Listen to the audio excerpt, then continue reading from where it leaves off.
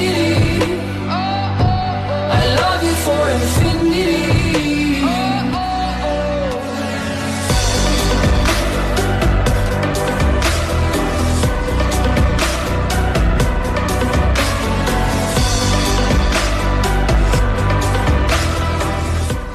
Profil perusahaan. Kedai kopi jam 12 merupakan usaha berskala mikro yang bergerak pada minuman kopi. Awal mula berdirinya kedai kopi jam 12 adalah bentuk dari pemenuhan kebutuhan pasar sekitar, yang umumnya adalah perkantoran yang membutuhkan kuliner nyaman dan terjangkau. Sejalan dengan kebutuhan pasar di atas, kami melihat potensi dan mulai membentuk usaha mikro untuk memenuhi kebutuhan pasar. Kedai kopi jam 12 ini didirikan oleh Zulfahmi Lubis, Hafiz Yazid, Oranda Ramadan, dan Saleh Basel. Berikut adalah profil kedai kopi jam 12. Alamatnya di Jalan Perintis, Kecamatan Medan Timur, Kota Medan, Sumatera Utara. Nama perusahaannya Kopi Jam 12. Telepon 0851 1323 1331. Jam buka kedai kopi jam 12 adalah mulai dari jam 10 sampai jam 11 malam. Jenis usahanya yaitu kedai kopi, harga jual 5.000 sampai 25.000. Pemilik kedai kopi jam 12 adalah Zulfahmi, Hafiz Yazid, Oranda Ramadan, dan Saleh Basel. Jam 12 merupakan kata singkatan dari inisial suku tempat sekolah masing-masing pemilik. J yang artinya Jawa, A yang artinya Arab, M yang artinya Mandailing, 12 artinya alumni SMP. Berdasarkan temuan bukti yang kami peroleh selama auditnya kami lakukan, kami menyimpulkan ada sebagai berikut. Kondisi. Yang pertama, untuk bahan kopinya sendiri mereka menggunakan biji kopi Aceh Gayo 100% Arabica. Yang kedua yaitu karyawan merasa puas saat menyelesaikan target. Yang ketiga, mereka bekerja berdasarkan latar belakang pendidikan.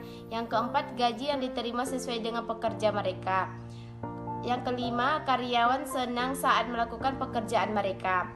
Kriteria yang pertama, memberikan kepuasan kepada karyawan, menilai pencapaian karyawan, memperoleh data yang sinkron, memperoleh keadilan dan pemberian gaji, membantu pemilik dalam proses pengawasan.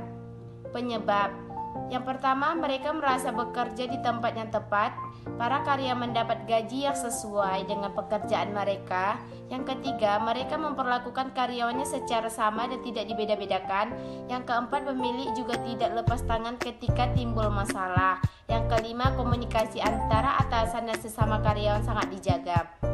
Akibat, mereka selalu senang saat berada di tempat kerja. Yang kedua, target yang diberikan sesuai dengan hal yang perlu dicapai. Yang ketiga, tidak ada saling iri terhadap sesama karyawan, dapat menyelesaikan masalah dengan baik dan memiliki komunikasi yang baik. Hasil observasi.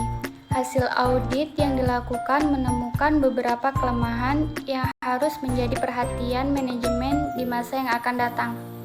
Kelemahan ini dapat dikelompokkan menjadi beberapa, yaitu yang pertama, kelemahan yang terdapat pada kedai kopi jam 12 ini, mereka tidak melakukan pelatihan pada karyawan saat merekrut karyawan baru.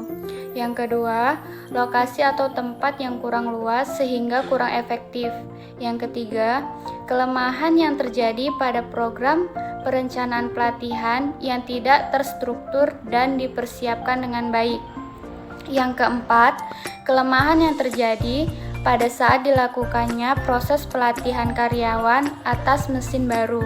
Yang kelima, kelemahan yang terjadi karena kurangnya dana SDM untuk meningkatkan fasilitas mesin ke jenjang yang lebih baik lagi. Atas keseluruhan kelemahan yang terjadi, maka diberikan rekomendasi sebagai koreksi atau langkah perbaikan ke masa yang akan datang untuk diambil manajemen guna memperbaiki kelemahan tersebut. Rekomendasi yang diberikan yang pertama yaitu perusahaan harus membuat program perencanaan pelatihan karyawan secara jelas dan terstruktur, serta dipersiapkan dengan baik, sehingga program pelatihan dapat berjalan dengan maksimal dan karyawan mendapatkan pelatihan yang sesuai dengan kebutuhan. Yang kedua, perusahaan harus membuat kebijakan dalam hal penambahan dana atau anggaran untuk pelatihan intensif dalam mempraktikkan mesin baru perusahaan agar para karyawan dapat lebih terampil mempraktikkan mesin tersebut secara langsung di lapangan. Yang ketiga, perusahaan harus melakukan penilaian atau keberhasilan pelatihan secara formal dan terekomendasi sebagai pertanggungjawaban atas dilakukannya pelatihan sebagai acuan untuk melihat kinerja sejauh mana program pelatihan yang dilakukan.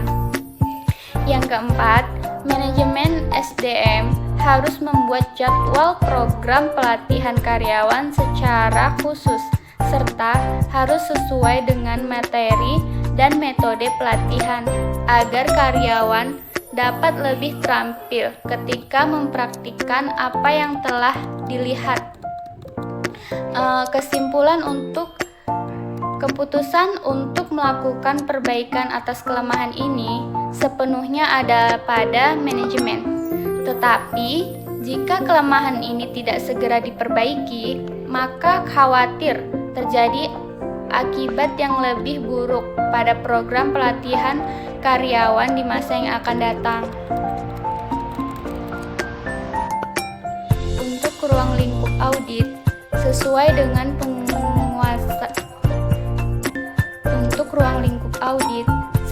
dengan penugasan yang kami terima, audit yang kami lakukan hanya meliputi masalah program kinerja karyawan untuk periode tahun 2002.